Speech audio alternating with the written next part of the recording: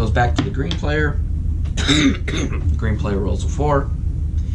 He decides 1, 2, 3, 4. For what reason to go there, I don't know, but it's what he does. And he takes that. Now we're back to the other blue player. When you roll and you go onto a blank space, you have one of two choices. You can just leave it the way it is, or you can put down your plank, which means that you can leave, and if you're the only one in the space, you get to take your plank with you. Somebody else can go onto that space from a different color and steal your plank. So you want to be careful about doing this and what people roll. Now, if you have no planks and you're on a space and you're getting ready to leave, you look at what's under the space, which is, like, I believe it's a mask. When you go to leave, if you do not have that mask, then what you're required to do is take 2 of your tiles and place them here. So he moves there, he puts 2 of his tiles there. Now, had this player had a ghost, and he goes to leave this space, well, he can leave it and leave the ghost instead. So basically, the tiles will move along here as you go, and after all of the players have escaped the swamp, everybody will total up their points and see who wins. The points are totaled by however many of these escape tokens you have, and also the amount in sets. And I'll have to look at the instructions, which it's a nice little rule book, and it's very clear. Let me look and see.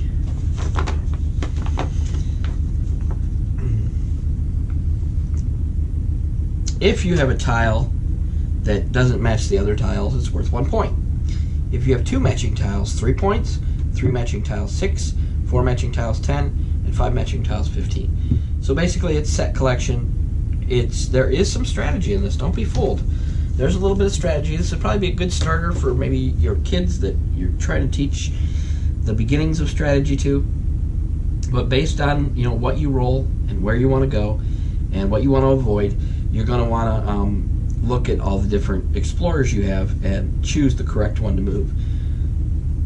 Sometimes there are no good choices, and you'll have to deal with the consequences, but a lot of times, until you get toward the end of the game, there are a lot of good choices, and this would be a good thing and a good way to teach your children how to make good choices in board games. It's a light, family-weight game. You might be able to throw it in there in game night in between stuff. If that's what you choose to do. The components are fantastic. These little wooden explorers are very cool. The die is a standard die, rolls very well. The board's very thick. It's made out of thick cardboard. And Ghosts of the Moor is another good production from Tasty Minstrel. They've been doing a good job lately on the production of their games, dating back actually quite a while.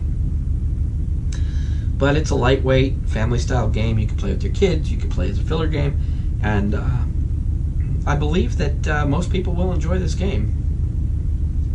So I'm going to go ahead and I'm going to give it a 3 out of 5 stars, or a Category 3 Storm on the Board Games Maelstrom rating list. And I will recommend this for people who are into lightweight games or have children that they want to play board games with or teach them how to play board games.